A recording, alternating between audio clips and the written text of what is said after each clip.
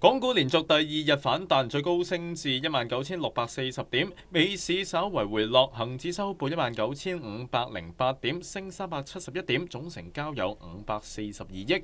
藍籌股方面，表現最省鏡嘅係信置，升超過7%，中人壽同中國海外升超過6%。